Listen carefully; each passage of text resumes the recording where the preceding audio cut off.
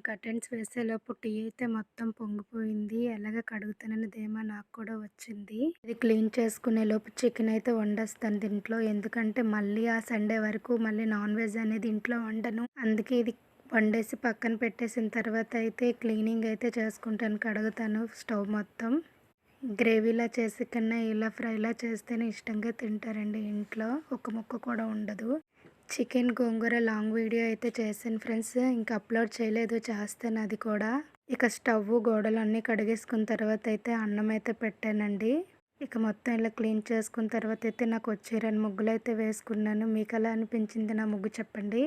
ఇక ఇది ఆరిపోయిన తర్వాత అయితే బయట నుండి ఎండిపోయిన సామాన్లన్నీ తెచ్చి ఇలా అరలో సర్దేసుకున్నానండి. ఇకైతే బయట మా అమ్మ వాళ్ళు ఏం చేస్తున్నారో చూద్దాం.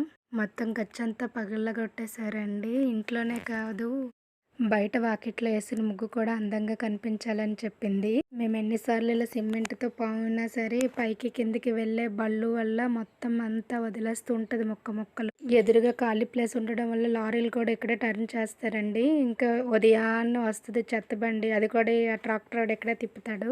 సిమెంట్ ఇసుక కలిపేసి మొత్తం దించి చేసేసిన తర్వాత అయితే ఓనర్ అయితే రాశారు. మా అమ్మ చేతితో పామేసింది.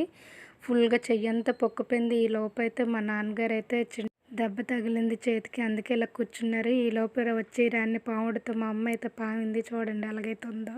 ఇప్పుడు ఇది ఆరిన తర్వాత దీని మీద ముగ్గేస్తే ఎలా ఉంటుందో మీరే చెప్పండి ఫ్రెండ్స్. అప్పుడు మళ్ళీ వీడియో పెడతాను. ఈ లోపు తినడానికి కూర్చుంటే కుక్కలు మొత్తం కుమ్మేసాయి. నా వీడియో కనుక నచ్చితే నా ఛానల్ సబ్స్క్రైబ్ చేసుకోండి.